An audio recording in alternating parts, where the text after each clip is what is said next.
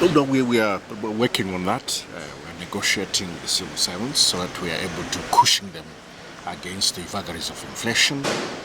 Those negotiations, they are making progress. Of course, when you negotiate, there will always be disagreement. That's normal.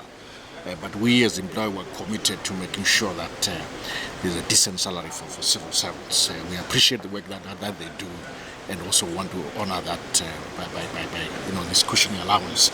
So it is our expectation that in the next few weeks we should have, I think, come to some agreement so that we can move forward. As you know, we don't only do this one-off. If you go back to what we did last year, we did it twice during the year. We had a cushioning allowance, and then we had another adjustment around April last year, and then we had another adjustment in July, then a bonus in November. So this year again we'll follow a kind of similar pattern with multiple points of intervention to cushion our civil servants. Now we're very serious about the issue of creating employment, especially among the youth. So I'm looking forward to the implementation of the youth employment tax incentive, where we give rebate to companies that create employment, particularly additional employment, particularly for the youth. We have to focus on jobs. It's a year focusing on productivity. So we're very, again, optimistic that all the interventions that we put in place to finance productivity at the micro level will come to fruition. But I must hasten to say we do have some urgent issues that we are responding to as government already. One has to do with, obviously, the impact of climate change. So the issue around drought, making sure there is enough food on the table for ordinary citizens. So food security is key, and we put resources in place. And we continue to mobilize resources in place for importation of grain, but also for climate-proofing agriculture by investing in irrigation. And we're already mobilizing resources for the winter command agriculture program.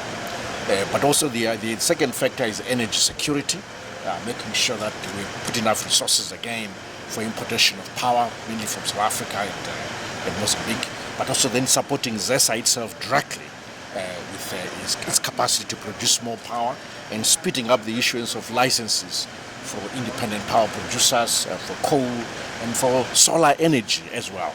So we've got that.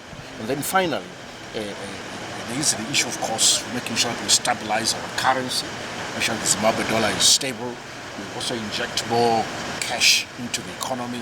Higher denomination notes are coming through. I want to make sure that, again, we stabilize. Once we stabilize the currency, that will make sure that prices in the shops don't shoot up. That's really a way to decouple currency volatility from price increases. That will really mean two issues. It means that on the fiscal front, we have to continue to manage things prudently so that we don't add to currency volatility by monetizing a budget deficit and government expenditure. And then on the monetary front, making sure that money supply growth as led by the central bank, again, doesn't increase to levels where it becomes a threat to the currency. So we're balancing those, and we're determined to make sure things stay stable. There's additional areas, of course, of focus this year. One is we want to continue to improve the environment for doing business. I think you've seen the advertisement, the Chief Executive for Zimbabwe Investment Development Agency, ZIDA. So we're serious about driving that agenda of improving the environment for doing business, harnessing investors around the globe, but also supporting domestic investors. After all, Zimbabwe is open for business.